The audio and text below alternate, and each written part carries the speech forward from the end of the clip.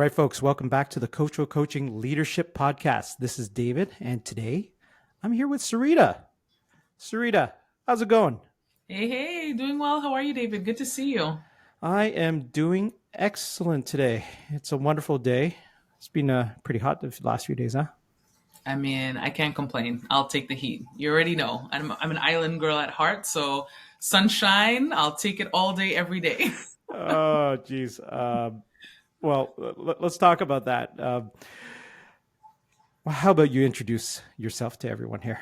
Yeah, sounds good. I'll be happy to. And by the way, David, thank you so much for having me on your podcast. I think this is one of those things that at the end of the day, we must appreciate the time spent with each other. So thanks for having me on today. Looking forward to our conversation. For those that I don't know yet, my name is Syreeta Gordon Taitt. I lead a mid-market team currently at Sprout Social. I have a plethora of experience when it comes to leadership, but more importantly, I've been in that SaaS tech world and tech space for the past about 15 years now. Most important things for me are my children. I am a mother of two and a wife to a lovely husband. And the important thing for me is always about paying forward. So looking forward to threading that into our conversation today, but also making sure that the next generation potentially has that opportunity to, be that voice in the room and be that person. So thanks for having me again, David. Yeah. And we're going to hit on some of those things. You said pay it forward. You want to pay it forward. And thank you for sharing that. I think that's why people have asked me why I started this podcast. It is about sharing all this knowledge. And, I'm only so smart. So that's why I get people like you on the podcast to talk as well, so that we can pay it forward. It's in the public realm and folks can learn from folks like yourself. You brought up an interesting fact there. You love the heat. And I did ask you crazy and true fact about yourself. You said you speak 3 languages. You're from 3 different countries. What's that about?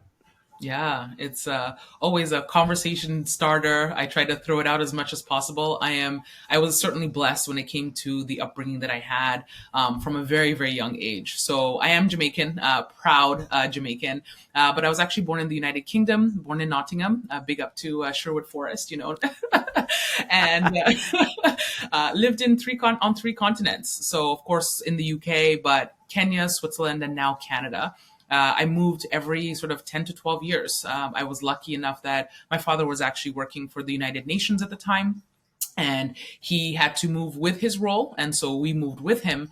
And it certainly created a bug for me. So I always say to, my current organization as it stands right now, I say to Sprout Social, I say, listen, if you need somebody in Sprout Social Australia as we expand and as we grow, I'm happy to do so. Happy to provide my children with the experiences that I had. I oftentimes even pull my kids out of school sometimes and take them with me wherever I have to travel, because those experiences at the end of the day are way more than the traditional, education system. Learning about cultures, learning about people. And so for me, I'm grateful for my upbringing, and I hope that I get the opportunity to give my children something very, very similar. What are the 3 languages you speak? So the strongest one is English. Hopefully I'm coming across well in this language. But I also do speak French as well as Spanish. So because of my upbringing in Europe and Switzerland specifically, 3 languages is actually on the low end. A lot of people I know speak 5 and 6 languages. Just the 3. Okay. Well, there's no threat from me. All right. on those next 2 languages. No, that's fun. And I guess, have you ever done any like a business or anything else like using Spanish and French, or is it primarily English? Yeah, no. So French, early in my career, and I still use it today. A lot of my girlfriends, a lot of my friends are actually from France, and so I continue that. My children go to school in French as well, so sometimes I have to help them with their homework. So that's more pressure than anything. That's more pressure than a business conversation. I'll tell you that. 5 and 10-year-olds homework, it's a lot. But yes, it's certainly afforded me the opportunity to have bilingual roles during my career. More on the French side than the Spanish side. The Spanish I use typically just when I'm traveling and, ordering a cerveza. I could help you with that, by the way. Love it. I'm sure that's come in handy very often. So Absolutely. well, cool. Thank you very much for sharing that, Syreeta. I do want to also ask you another question, or a question you answer for me before this podcast. Is Sure. there anything you've changed your mind about lately or doubled down on? Yeah, certainly. I think, us coming out of the pandemic and the last sort of couple of years has been a lot of shape shifting, I think, for many, many people as they think about their career, they think about what they want to do with their lives and the importance of what is important actually in life. So for me, what I've found is, that I would say that I've more doubled down on lately, or the area that I think is really, really important, not only personally, but also professionally, is the power of what I would refer to as a psychologically safe environment when it comes to not only your immediate team, but also the leadership. And you're probably thinking, like, what exactly do you mean when you say psychologically safe environment? What I'm referring to is not underestimating really the impact that culture can have on someone's ability to yield success. Do I feel safe in my role, not only financially and within the role specifically, but more importantly, do I have people around me that I can go to? Should I have something going on in my personal life that I can reflect on and have conversations with these people? Do I feel that I'm in a space or a position where I am trusted, not only with the ideas perhaps that I'm bringing to the table, but also with what I am sharing? Perhaps it could be something that's more personal to me that I feel that, it's not going to leave that particular room, or perhaps it will, and it will help me engage with other areas of the business or other groups. So really that psychologically safe environment where, you have that same feeling as a family, essentially, where that what happens within that people within the organization and what's there really is a supporting factor in your life and something that you can lean on at 100% and not just superficially. Does that make sense? Am I? That makes a lot of sense. You mentioned a lot of things, and quite frankly, if we had 3 hours, I think we could unpack all of those things. All are important. Like, I'm talking to you about something. Is this going to leave the room? I've heard things come back around, Absolutely. right, with some folks, as an example, or hey, I don't want to bring up this idea because I'm going to get chewed out. Yes. Simple as that, right? Yes. Being in those environments in the past as well. I guess what's making this important for you right now? You said you doubled down on this recently and changed your mind on it. What's making it important for you right now? Yeah. Psychological safety. Absolutely. I think for me, it's as my career continues to grow and I continue to see people just starting out early in their career and really almost feeling lost, or seeing in their face or in their conversations that, they don't feel that level of safety, or they don't feel that level of trust, perhaps within an organization or perhaps within a team. And so what sparked this for me was, interestingly enough, actually a project that my daughter came home with from school one of these days, just before the summer holiday here. And it was about, where do you feel safest? It was really a conversation about what does that mean for you? And for my daughter, it was, of course, with our family, which was great, right? Of course, you feel great when they write these things. It wasn't her friends, it was her family. And I started digging into that with her around, well, what does that mean? Why do you feel safe at home? What is it about home that makes you feel safe? And she really spoke a lot about being younger in age and feeling comfort with anything, the new things that are happening to her, changes that are happening to her. She knows that she can come to us for anything. So no matter what happens at school or any situations, she outright said, I know that I can come to you. I know that I can grow with you and come with you because you will have an answer and you'll help support me no matter how crazy my question is. And I started thinking to myself, I wonder if my team feels this way. I wonder if my team also has this mindset. And I realized that, coming out of the pandemic, where there were a lot of layoffs in the tech space, there were a lot of layoffs during the pandemic, after the pandemic, continue to happen right now, right? Continue probably to happen into the future. And so I started asking my team, where do you feel safe? Do you feel safe in our team meetings, in our conversations, in our one-on-ones? What does that look like to you? And over time, I've realized that sometimes they do feel safe, sometimes they don't. And my job as a leader is to make sure that I am that safekeeper, that almost umbrella, shielding as much as possible and not magnifying, really is where it came to. So kudos to my daughter for kind of making me think a little bit differently and outside the box, or I should say kudos to her teacher for making her think a little bit about this. Yeah. Creating that safe environment. It's I can relate to those challenges right now, as we speak. Is it's always in the back of people's minds right now. Absolutely. And this happens in any industry, and there's cycles in every industry. But people feeling like, oh, is there something going to happen? Oh, a new announcement came out. Does this mean something else? Yes. And you're trying to bring down the temperature. Most of the time, I'm finding I'm spending a lot more time bringing the temperature down, calming nerves, and some folks that stories that you tell yourself are sometimes, actually most of the time, worse Oh, than the yes. actual reality. It's like, oh my God, this means X, right? Like Dave said, the sky is blue. I disagree with him. It's kind of grayish outside. Oh my God. That's an exaggeration, obviously, right? But there's a lot of stories folks are telling themselves, and rightfully so. I'm very empathetic to it. For some folks, they went through traumatic events, and I mean, the worst day of someone's life is the worst day of their life, whatever that might be. And we're not there to judge Absolutely. whether it's that bad or not, right? For them, it was their worst day of their life, right? And so they're coming from that trauma in some ways, and they're looking through that lens right now. A lot of folks still are. It's easy to say. I've had leadership say, "Oh, just move on." How is the question? Yeah, just do it, right? And that's I don't know. I think that's it is what it is, right? For some folks, I just know buck stops with me, and I'm gonna do my best. And there's day I struggle, with myself as included, not just my people. But I tell them, I go, I worry just as much as you do, right?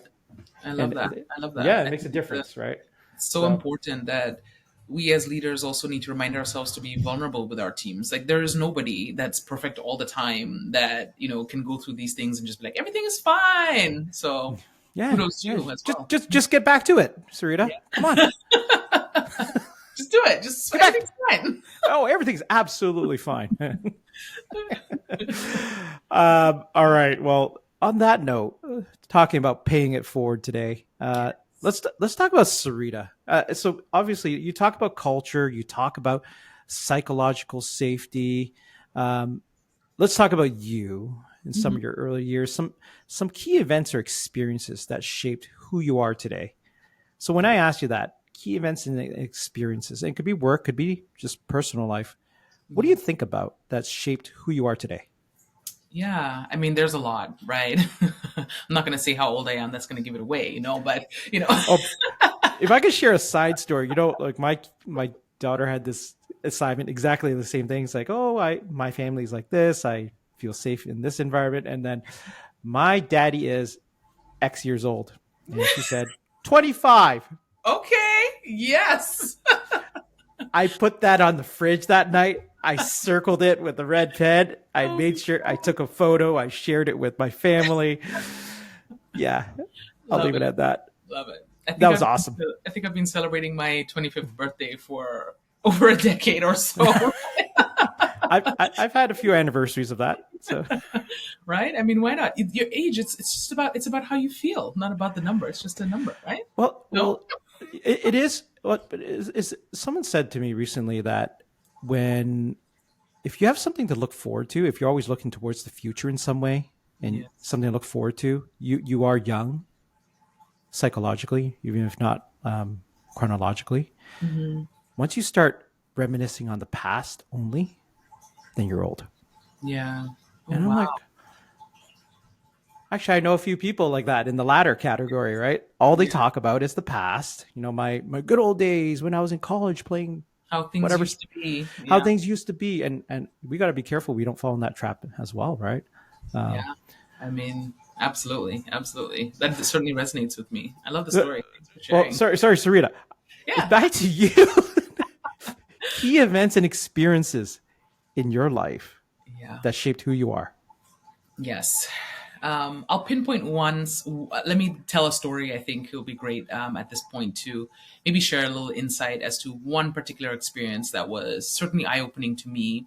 There'll probably be one or two stories in this, but I'll go with the flow here.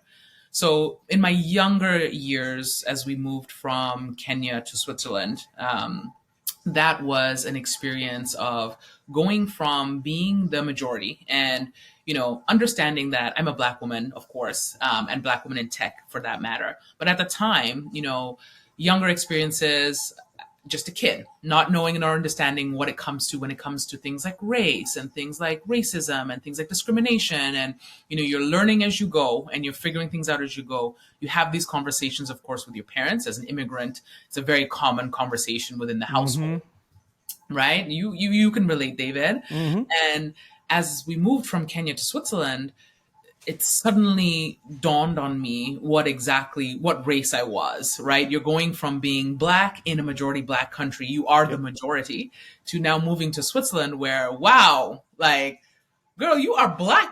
You're blicky Black. Who else to put it, right?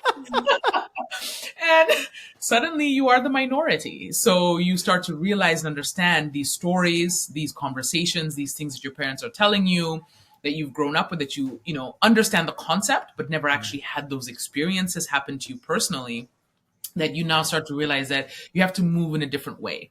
Understanding that from a young age, and we're talking around 10, 11, where I now started realizing that I know that I have to potentially work harder than my counterpart. I know that I'm going to have to put in a little bit more effort and a little bit more work to quote unquote fit in or stand out for whatever reason, and make sure that I understand that my work can certainly speak for what it needs to speak for.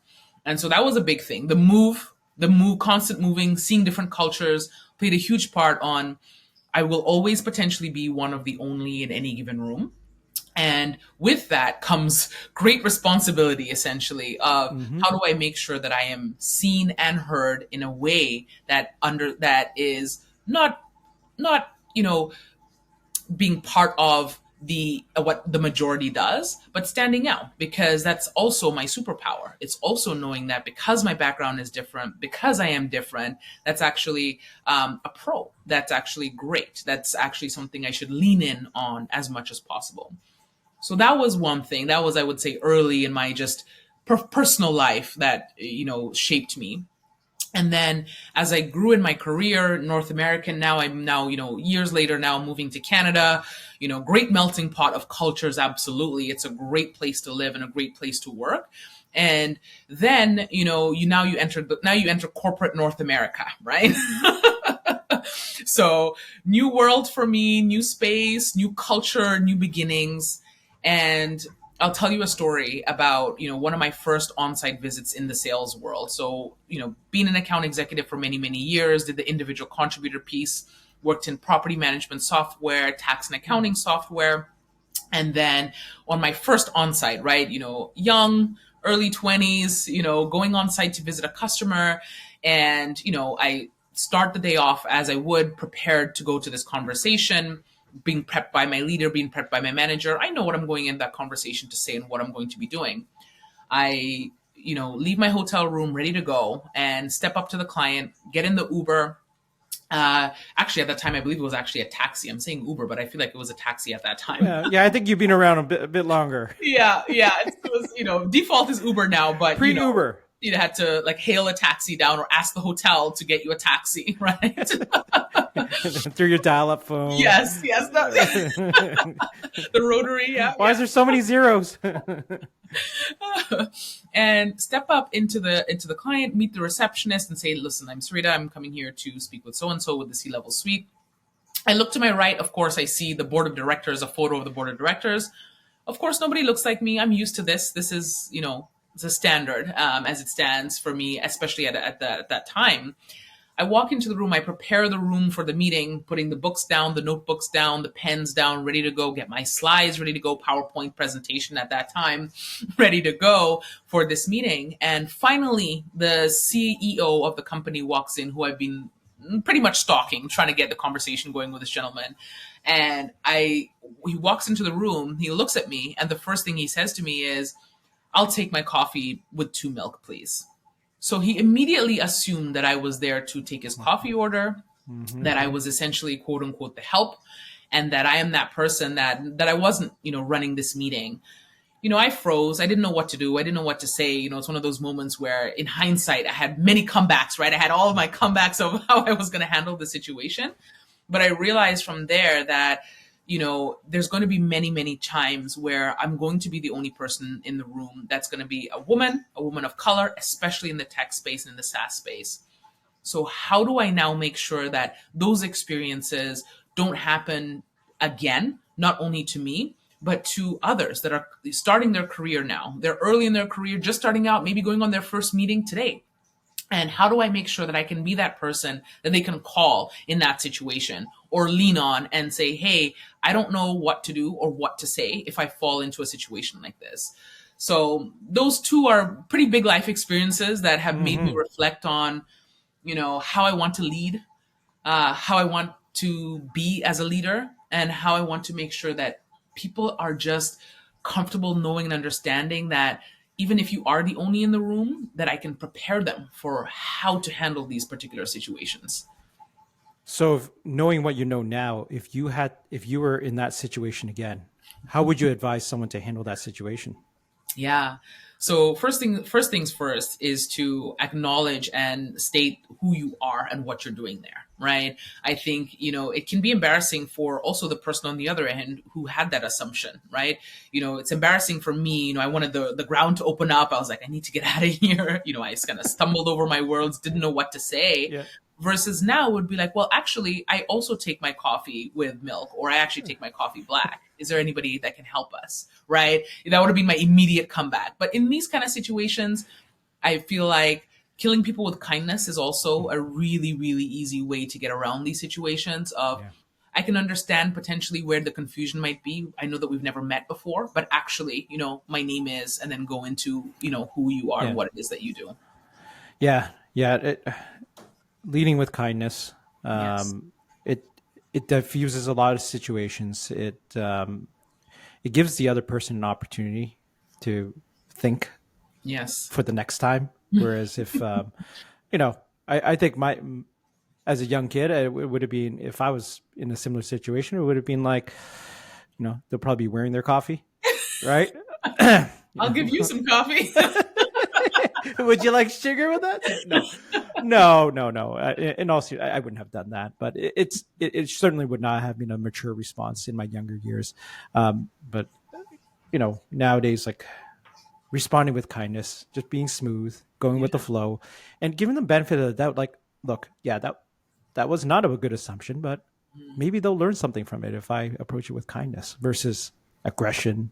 Yes. Right. And but it's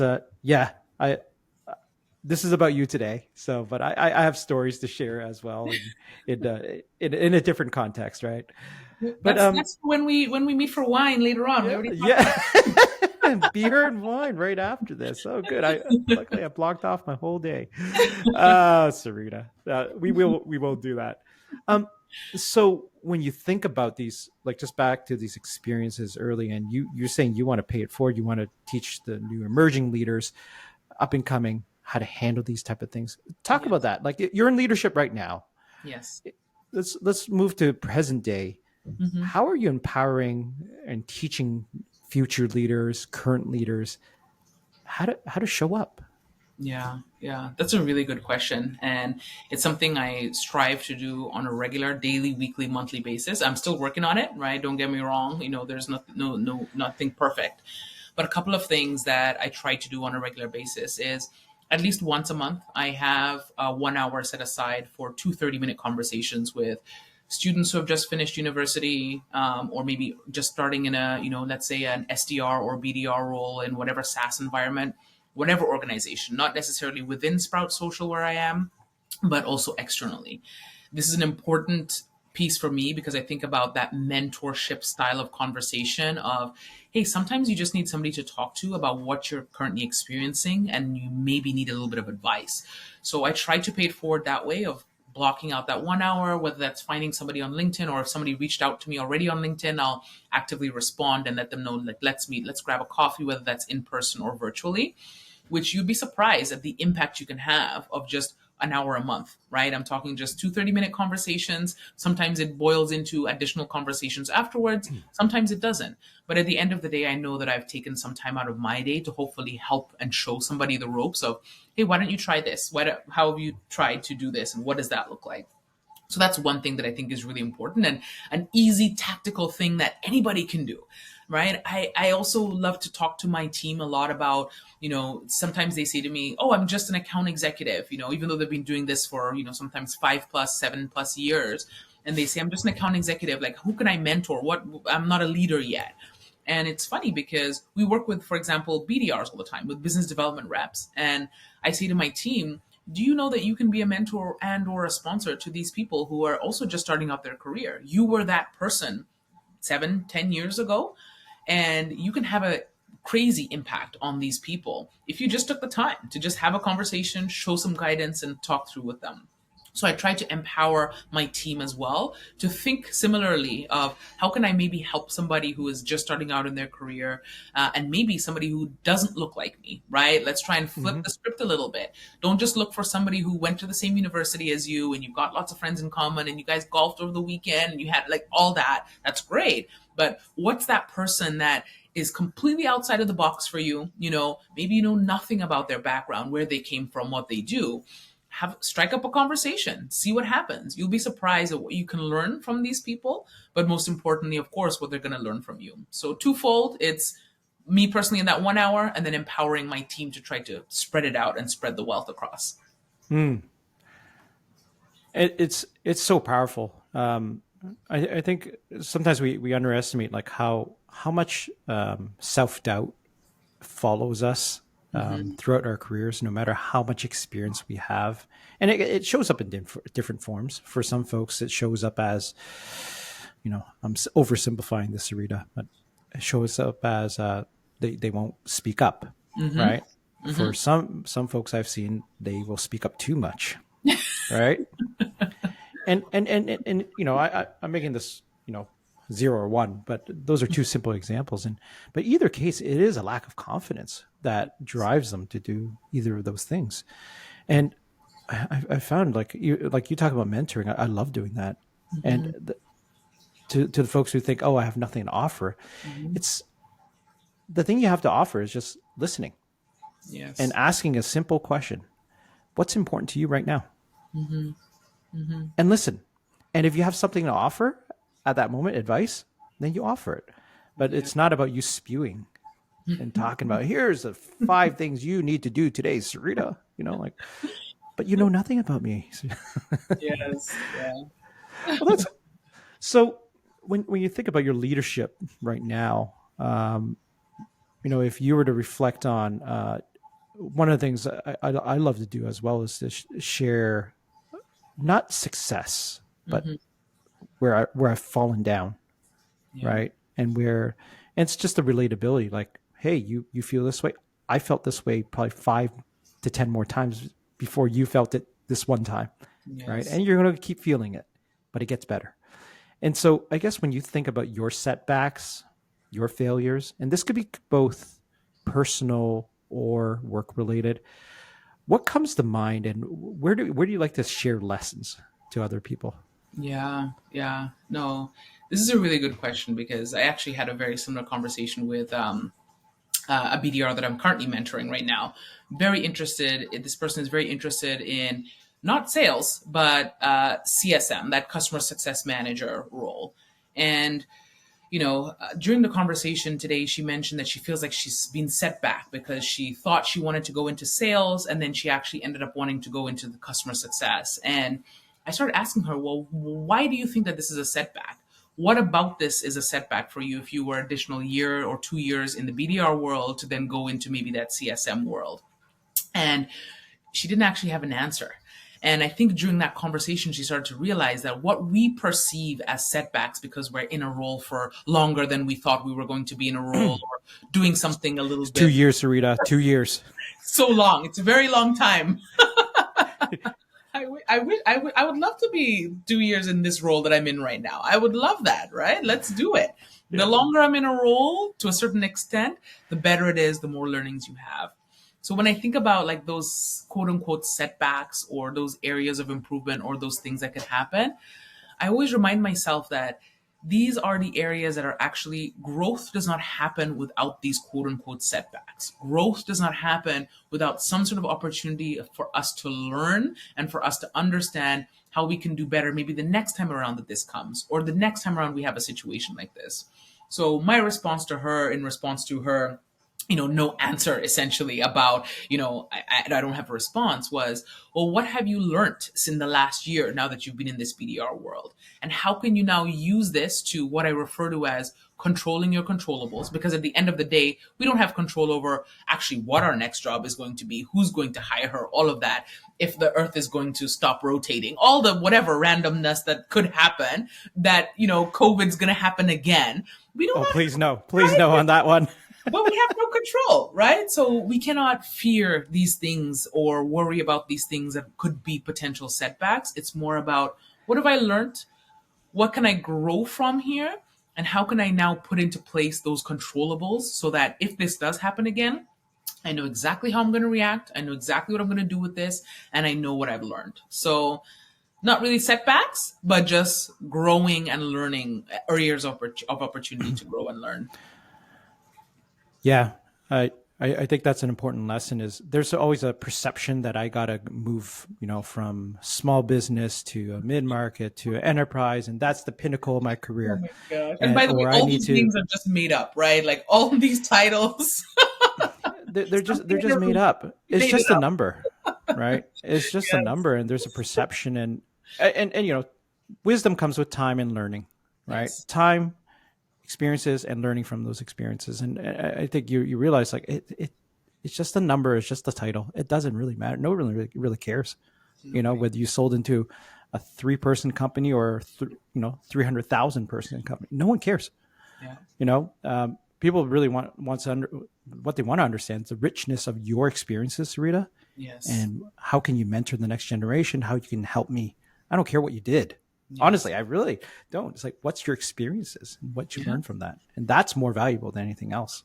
So people won't remember what you sold. You probably won't even remember what you sold either, but they will remember how you treated them and what they learned from you. Those are the things that people, when you're thinking about your next role and what's going to happen next, those are the things that are important. And, being in hiring roles now for the past 5-6 years, I think about, that's what I'm looking for. What did you learn, right? How do people perceive you? What are other people saying about you when you're not in the room? Mm-hmm. So can we transition to something you mentioned earlier? You talked about when you moved from Kenya to Switzerland, that was your first time you realized, Mommy, nobody looks like me here. Yeah. I have stories to share for myself there too. But hey, nobody looks like me here. Can you talk more about that experience now? Yeah. And what do you see right now? What have you personally experienced, and what do you see the opportunity to be? Yeah. What I see right now is through the lens of my kids, right? Because that stuff now does not bother me. Culture-wise, I differently to maybe other people, right? Our Thanksgiving, for example, in Canada here, most people do the turkey, do all of that, do the stuffing. We're Jamaican. So it's more, you're jerking the turkey or jerking chicken more than turkey, right? You're eating oxtail. It's about the food part, yes, which I think that resonates for everybody. But we bring our own spice and flavor and culture to the experience, because that is what I want my kids to remember Thanksgiving being. It's about the people that you're with and the food that you're eating. Yes, of course, the experiences. So through the lens of my daughter, she's very lucky that her school is very mixed in terms of cultural backgrounds, etc. But there's still, we're still a minority at the end of the day. It is what it is. And so for me, what I'm seeing more is the acceptance and of other cultures, but more importantly, the ability to remember that you have your own culture and your kids will probably have a different culture to what you're bringing too. They are Canadian. There's no other way to put it.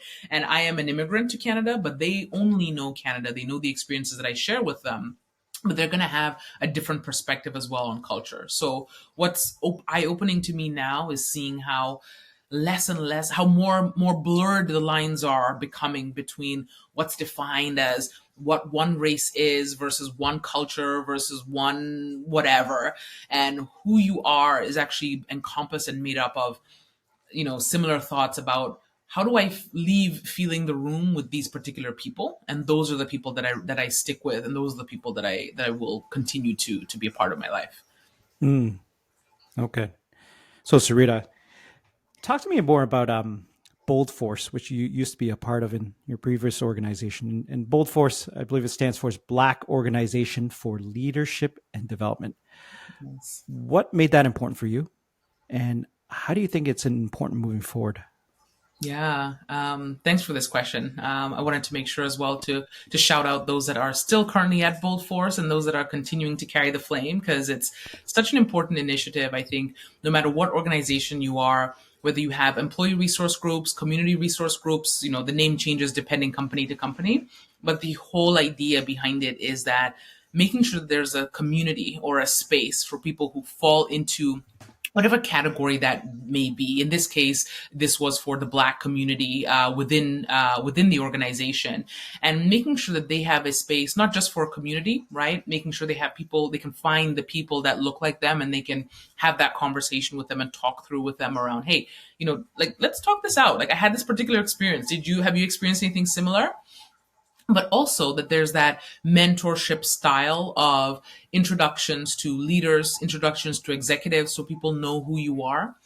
But more importantly, I think about it as that interpretation or translation of maybe somebody who has a different background, has a different culture, and understands things one way, and needs to, understand about how I can translate what I want from this organization, what I need from my role, into corporate America speak of how that would look like in the corporate world and corporate space. So there's lots of different types of groups like this. There's, things like Women's Network. There is groups for the LGBTQ2+ community. You name it, there's probably some sort of community associated, or at least the company you work with should have, right? And perhaps that's part of your values when you're looking for a company or looking for a role. But for me, it's about, I lean back on the whole notion of paying it forward. This was a great space and a great way to pay it forward, to make sure that I was making sure that that Black woman in tech that just started as an SDR knows that she can come to me and have a conversation with me. And I've been through what she's been through, and I can talk her off the ledge, so to speak. Yeah.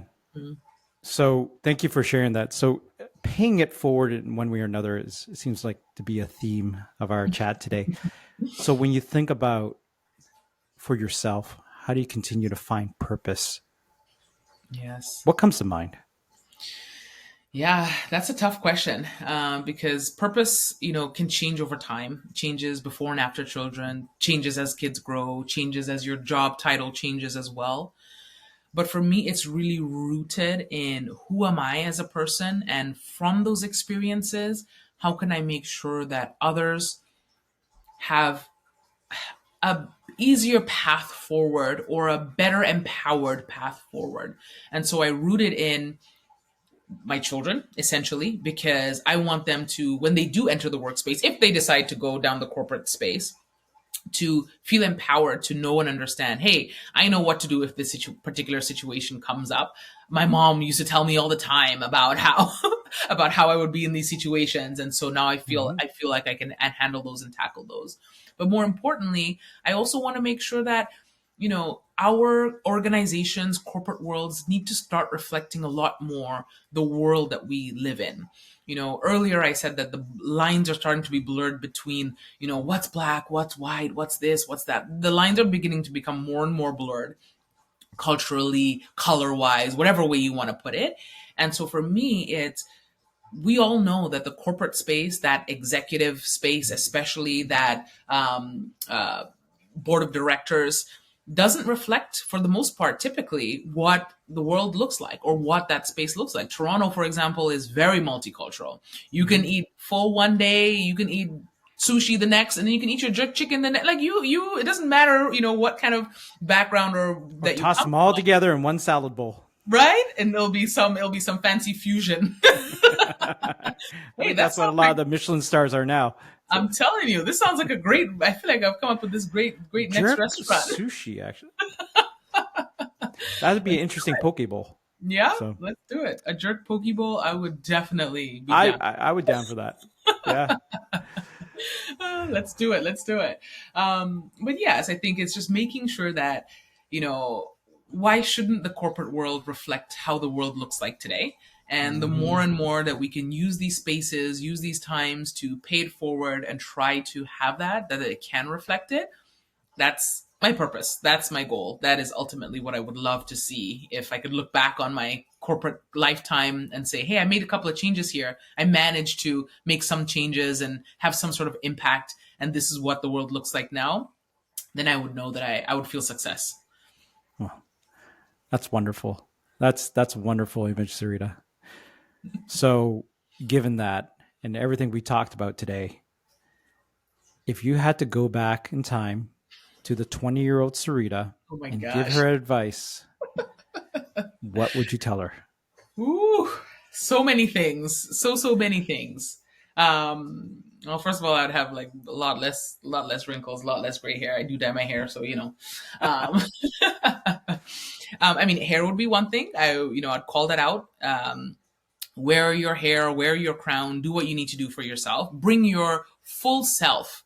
You don't have to, we call it code switching. You don't have to be a different person in the office than you are in your home. I only, in the last 5 years have I had the opportunity to actually blend those worlds together, I would say, where I've more started bringing those two worlds together and saying, hey, I'm no different. You see me, when I'm standing in Walmart with my kids, I'll be the same person. When I'm standing in a room full of C-level executives, I'm the same person. Nothing changes for me. And so I would say to myself, bring your full self every single time, because it is more difficult to try to be somebody else or pretend to be something else all day, every day, than just bringing your full self. If people don't like it, that's their business, nothing to do with you. You move on to the next. So number one thing I'd call out is bring yourself to work each and every single day. Advocate for yourself is the second thing I would say, because nobody's going to care as much about your career as you do. So you need to make sure that you are controlling your controllables and advocating in terms of having that brag book, having that that order of things that you've done, how you've done it, achievements that you've had. You can't rely on total recall to remember the things that you do on a day-to-day basis. So make sure you're writing it down. And then thirdly, which is my my motto when I'm looking at roles or looking at organizations or looking at places to go, make sure that you are falling in, that the company that you're looking at falls into three things. Am I learning? Am I earning? And am I having fun? You'll find that as long as there, at least two of those things, but strive for three of those things are happening, that you will find your successes and they will come to you as long as you're leaning in there. So yeah, that's what I would say to myself. Learning, earning, and fun. Yes. I am going to steal that one. Please do. Please do. I think I stole it as well from someone. So it's okay. We're paying it forward. Yes. Also known as plagiarism, but it's all good. It works. I always leave the last question to my guest to ask me. Ooh. So any question you want to ask me, I might have to edit this out because I wouldn't know the answer. But what's your question to me? That's a good one. I think I have a couple of questions for you, which we'll talk about afterwards. We said we're getting wine and beer. We already talked about this, so that'll happen on the side. I'm holding you to it, so be careful. Be careful. Let's do it. I would ask you. I want to talk to you about your next 5 years, because I've loved watching your career growth, your trajectory. We've worked together for a number of years. We've also worked together, in same teams, then different teams, etc. And so what's happening for you, David, in the next 5 years? And what things are you putting into place right now to prepare you for those next 5 years that maybe I can steal as I think about my career? Yeah. So I guess there's a couple things that I've been evolving my thinking about, right? And let me tell you where it extends beyond the 5-year mark, right? Dare I say even you're going to sort of know my age, like within the next 20 years, right? And the reason why it's so far out is I think about what am I going to do beyond this job? This is just one of my stops Yes. in my career, in my life, right? And retirement is not so much a destination, it's another transition point. Mm-hmm. And I've seen too many people, friends, family, acquaintances, who suddenly have the shut off switch at 65 or whatever that age is, Mm-hmm. and you see a deterioration, Yeah. right? Both cognitively, physically. They start talking about the past more than they are about the future, and I know I don't want to be that. Now that could happen at any age, not Yeah. just 65. It's 60, 50, even 40s, 30s, right? Mm-hmm. And I've strived not to do that. So one of the things I've committed to myself is I'm going to make sure I prepare not just for what I'm doing today, but where my passions are might evolve to later. One of my passions that go very well with leadership is coaching, Yeah. right? And we talk a lot about mentorship and coaching. I really believe that leaders need to be trained in coaching, and Mm-hmm. not just you know, some of the rinky dink stuff you get in some, here's the grow model, and well, you'll take 2 hours of classes, and suddenly you're And great at ta-da! coaching. Ta-da! You're a great coach, and psychologically safe. Everything's good. All Mm-hmm. good now. I've clicked a few things on a test. No, I'm really passionate about that. I am working towards official ICF certification in coaching. Nice. I want to be a professional certified coach within the next year and a half. Right. That is my goal. And I don't know where that's going to bring me. I'm not going to set up my own business right now, but I know that's going to be my next evolution of wherever I'm going to go. Right. But right now, what I can say, it's making me a better leader. Love That's that. why I can say within the next 5 years, by pursuing coaching, right? Truly learning coaching, not just a rinky dink, 2 day course in your company. Mm-hmm. This is like 6 months to a year of intense learning. Wow. That is going to set me up for the next 5, 10, 15, 20 years, right? Whatever it might be.